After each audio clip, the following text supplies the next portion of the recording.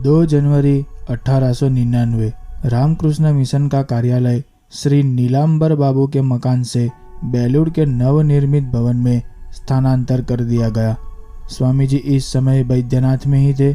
इसके दूसरे ही दिन वह बेलूर लौट आए। मठ का कार्य सुचारू रूप से चल रहा था, इससे उन्हें असीम संतोष की अनुभूति हुई। वहाँ अनेक छात्र तथा उच्च शिक्षित व्यक्ति स्वामी जी के दर्शनों के लिए बेलूर आने लगे। चिकित्सकों ने उन्हें विश्राम करने का परामर्श दिया था, किंतु वह ऐसे परामर्श को कहाँ मानने वाले थे। वह युवकों का धर्म, दर्शन, इतिहास आदि की शिक्षा देते रहते। वह युवकों को देश सेवा की शिक्षा देते हुए कभी कभी गंभीर हो जाते। उस समय उनकी आंखों में आंसू आ जाते। वह अंग्रेजी शिक्षा के दुष्प्रभाव, युवकों की चारित्रिक तथा शारीरिक दुर्बलता को देखकर दुखी हो जाते। स्वामी जी के जीवन का एक ही लक्ष्य था, लोक कल्याण, जिसका श्री गणेश वह मातृभूमि के कल्याण से करना चाहते थे। वह प्रतिपल इसी चिंता में डूबे रहते थे। स्वामी जी मानवता को सबसे बड़ा धर्म मानते थे, अतः वह सन्यासियों को मानव बनने की शिक्षा देते थे। वह प्रायः कहा करते थे, मैं एक ऐसे धर्म का प्रचार करना चाहता हूँ जिससे मनुष्य पैदा हो। इस लक्ष्य को ध्यान में रखकर उन्होंने लंबे चौड़े व्याख्यान देना छोड़ दिया और वह व्यवहारिक शिक्षा पर बल देने लगे। स्वामी विवेकानंद एक परम राष्ट्रवादी सन्यासी थे, किंतु उनकी राष्ट्रीयता संकीर्णता के बंधनों से सर्वथा मुक्त थी। देश के जन जन की प्रसन्नता उनकी राष्ट्रीय का सर्वोपरि लक्ष्य था। 19 जून 1899 को स्वामी जी के इंग्लैंड प्रस्थान का दिन निश्चय किया गया। सबसे विदा लेकर स्वामी तुरायानंद और भगिनी निवेदिता, इन दोनों के साथ स्वामी जी गोलकुंडा जहाज से पश्चिमी देशों की यात्रा पर चल पड़े। स्वामी जी 31 जुलाई को लंदन पहुंचे। टिलवेरी डाक पर उनके स्वागत के लिए उनके अनेक अंग्रेज शिष्य तथा 2 अमेरिकन शिष्याएं भी उपस्थित थी। ये अमेरिकन शिष्याएं समाचार पत्रों में स्वामी जी के आगमन का समाचार पढ़कर यहाँ आई थी। सभी शिष्य स्वामी जी को सम्मानपूर्वक विंबलडन ले गए, जहाँ उनके रहने की व्यवस्था की गई थी। इस बार स्वामी जी ने लंदन में कोई सार्वजनिक भाषण नहीं किया। जो भी धर्म दर्शन संबंधी जिज्ञासा को लेकर उनके पास जाता था, उनकी समस्या का समाधान वह अवश्य करते थे। उन्हें बार बार अमेरिका आने का आमंत्रण मिल रहे थे, अतः 16 अगस्त 1899 को स्वामी जी तुरायानंद के साथ न्यूयॉर्क को चल पड़े। इस समुद्री यात्रा में स्वामी जी प्रातः गीता पाठ के बाद उसकी व्याख्या करते तथा कभी कभी वैदिक ऋचाओं का पाठ भी होता। 5 नवंबर को स्वामी जी न्यूयॉर्क आ गए और प्रचार कार्य में संलग्न हो गए। उनके भाषणों से वहाँ का शिक्षित समाज भी अत्यधिक प्रभावित हुआ। अपने पूर्व प्रवास के परिचितों के आमंत्रण पर वह न्यूयॉर्क के समीपवर्ती स्थानों में भी प्रचारार्थ गए। इस क्रम में कैलिफोर्निया जाते समय शिकागो के अपने प्रशंसकों के अनुरोध पर उन्हें अगली यात्रा स्थगित करनी पड़ी थी। शिकागो में उनके स्वागत की भारी तैयारियां की गई थी।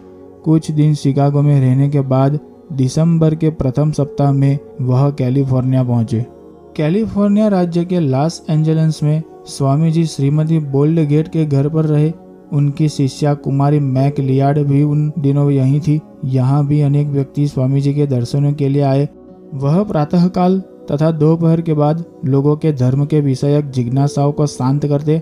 8 दिसंबर में उन्होंने ब्लैक कर्ड बुक नामक भवन में हजारों लोगों के सामने वेदांत पर भाषण दिया। यहाँ की जलवायु उनके स्वास्थ्य के अनुकूल थी, अतः स्वामी जी प्रायः नित्य ही विभिन्न स्थानों पर व्याख्यान देने लगे। फरवरी 1900 में ऑकलैंड के यूनिटेरियन चर्च के प्रधान के आमंत्रण पर स्वामी जी व्याख्यान देने चर्च में गए। वहाँ उन्होंने 8 भाषण दिए। प्रतिदिन उनका भाषण सुनने के लिए हजारों व्यक्ति आते थे। स्थानीय समाचार पत्रों में उनके भाषणों की चर्चा होती रहती थी। 3 जुलाई को स्वामी जी ने जाओ वीर, कैलिफोर्निया में आश्रम की स्थापना करो और वेदांत की पताका लहराओ। आज से भारत की चिंता भूल जाओ, आदर्श जीवन बिताओ कहते हुए तुरायानंद को कैलिफोर्निया भेज दिया और स्वयं डिट्रॉइट चले गए। 1 सप्ताह वहां रहने के बाद वह वापस न्यूयॉर्क चले आए। 10 दिन न्यूयॉर्क में रहने के बाद 20 जुलाई को वह पेरिस के लिए चल पड़े। वहां एक सभा में जर्मन विद्वान ऑपर्ट ने अपना एक निबंध पढ़ा, जिसमें उसने सिद्ध करने का प्रयत्न किया कि भारत में शालिग्राम और शिवलिंग की पूजा क्रमशः उत्पत्ति के प्रतीक योनि और लिंग की पूजा है। इस मत का खंडन करते हुए स्वामी विवेकानंद ने कहा, शिवलिंग को मनुष्य के लिंग से जोड़ने के विषय में कुछ संकीर्ण विचारहीन मत प्रचलित है, किंतु शालिग्राम के संबंध में इस प्रकार की अवधारणा मैं आज ही सुन रहा हूँ। शिवलिंग पूजा की उत्पत्ति का मूल अथर्ववेद का यूप स्तंभ स्रोत है। इस स्रोत में अनादि अनंत स्तंभ या स्कंभ का वर्णन है और कहा गया है कि यही स्तंभ ही ब्रह्म है। लिंग आदि पुराण में इसी वार्तालाप के प्रसंग में महास्तंभ की महिमा और महादेव की व्याख्या की गई है। अपने दूसरे भाषण में स्वामी जी ने भारतीय सभ्यता, दर्शन, ज्योतिष आदि पर ग्रीक प्रभाव का खंडन किया। उन्होंने कहा कि यदि निष्पक्ष होकर अध्ययन किया जाए तो स्पष्ट हो जाएगा कि भारत के प्राचीन साहित्य पर लेश मात्र भी ग्रीक प्रभाव नहीं है, अपितु अनेक अंशों में ग्रीक के निवासियों ने ही भारतीय साहित्य से प्रेरणा ली थी। प्रायः 3 मास तक पेरिस में रहने के बाद स्वामी जी ने 24 अक्टूबर को वियना के लिए प्रस्थान किया। वहां अनेक प्राचीन ऐतिहासिक स्थलों के दर्शन करने के बाद वह हंगरी, सर्बिया, रोमानिया, बल्गारिया होते हुए कंस्टेंटिनोपल पहुंचे। यहां पहुंचने के दूसरे दिन वह नगर में घूमने गए। पेरिस में प्रसिद्ध तोप निर्माता हिरम मैक्सिम से उनका परिचय हुआ था। स्वामी जी उनका एक परिचय पत्र साथ लाए थे, जिससे यहाँ अनेक व्यक्तियों से उनका परिचय हुआ। इसके बाद वह एथेंस पहुंचे। एथेंस से स्वामी जी मिस्र गए। मिस्र के कैरो नगर के म्यूजियम में उन्होंने अनेक महत्वपूर्ण प्राचीन काल की वस्तुएं देखी। मिस्र से भारत की ओर चल पड़ने के विषय में स्वामी जी ने किसी को कुछ नहीं बताया। कदाचित वह अस्वस्थ होने के कारण अथवा सेवियर महोदय के निधन के दुख से भाषण आदि चक्कर में नहीं पड़ना चाहते थे। उन्होंने अपनी यात्रा गुप्त रखी। मुंबई बंदरगाह पर उतरने के तुरंत बाद वह कोलकाता के लिए चल पड़े। सेवियर महोदय की मृत्यु का स्वामी जी को भारी दुख हुआ था। उनकी मृत्यु के बाद मायावती आश्रम की व्यवस्था का प्रश्न भी महत्वपूर्ण था और श्रीमती सेवियर को सांत्वना देना, औपचारिकता भी पूरी करनी थी। अतः 27 दिसंबर को वह मायावती के लिए चल पड़े। लेकिन तब तक मौसम अत्यधिक ठंडा हो चुका था। निकटवर्ती पहाड़ियों पर बर्फ गिरनी आरंभ हो गई थी। काठ गोदाम में भी ओले गिरे थे। स्वामी जी पहले से ही अस्वस्थ चल रहे थे, इससे उन्हें भारी कष्ट हुआ।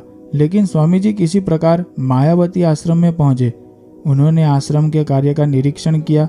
उनकी अस्वस्थता को देखकर आश्रम के समस्त कार्यों का उत्तरदायित्व स्वामी स्वरूपानंद ने अपने ऊपर ले लिया।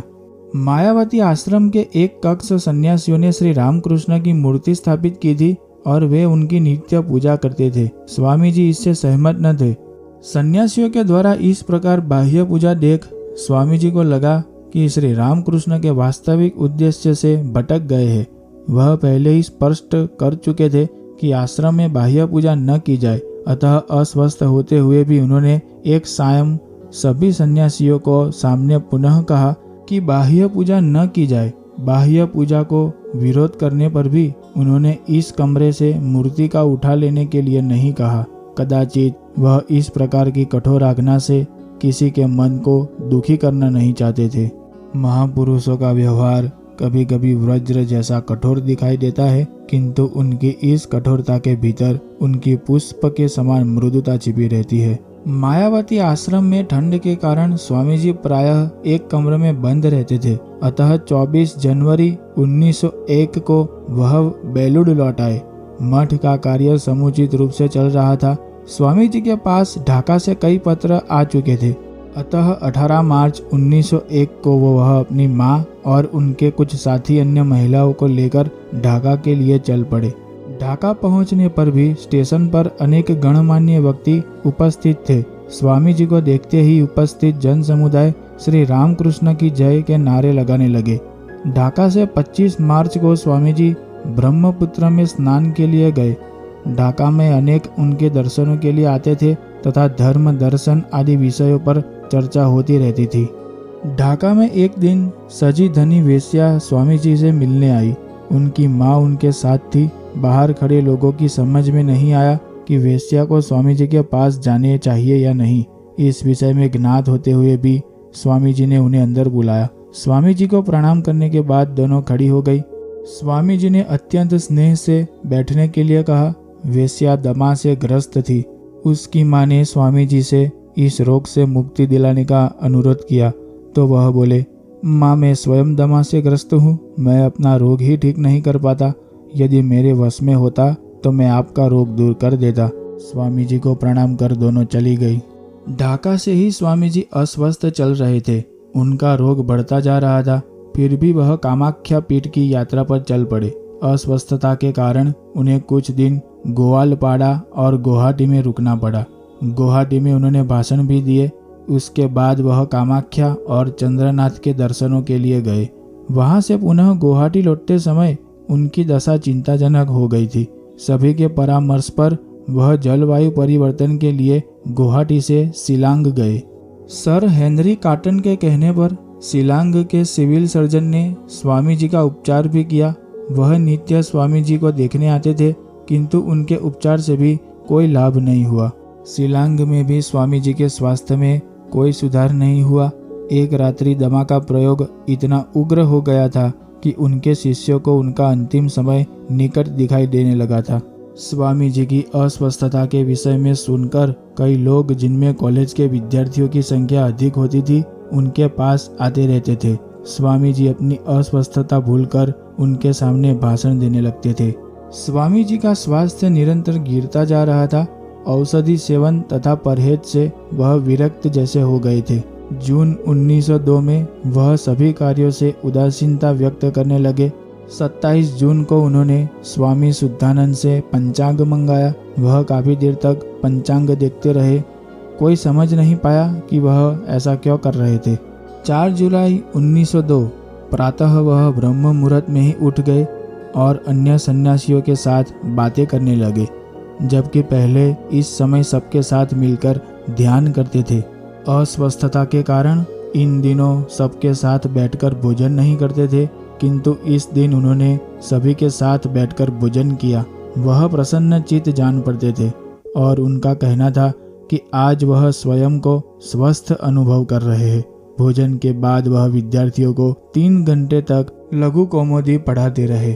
दोपहर के बाद वह मठ के बाहर घूमने गए। वहां से लौटने के बाद बरामदे में बैठकर बातें करने लगे। फिर संध्या की आरती के बाद अपने कमरे में चले गए और अपने सहयोगी ब्रह्मचारी से बोले, कमरे की सभी खिड़कियां खोल दो।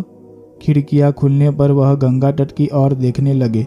इसके बाद उन्होंने उस ब्रह्मचारी को बाहर जाकर जप करने को कहा और स्वयं भी माला लेकर पद्मासन में बैठकर जप करने लगे। 1 घंटे तक जप करने के बाद वह लेट गए। स्वामी जी की माला उनके हाथ में ही थी। ब्रह्मचारी पंखा जलने लगा। कुछ देर बाद उसने स्वामी जी के मुंह से कुछ अस्पष्ट शब्द सुने। इसके साथ ही उन्होंने 2 गहरी सांसें ली और उनका सिर एक और लुढ़क गया। ब्रह्मचारी को कुछ समझ में नहीं आया। वह दौड़ता दौड़ता बाहर गया। उसने अन्य लोगों को इस विषय में बताया। सभी लोग भागे भागे अंदर गए। उन्होंने देखा कि युग पुरुष स्वामी विवेकानंद ब्रह्मलीन हो गए थे।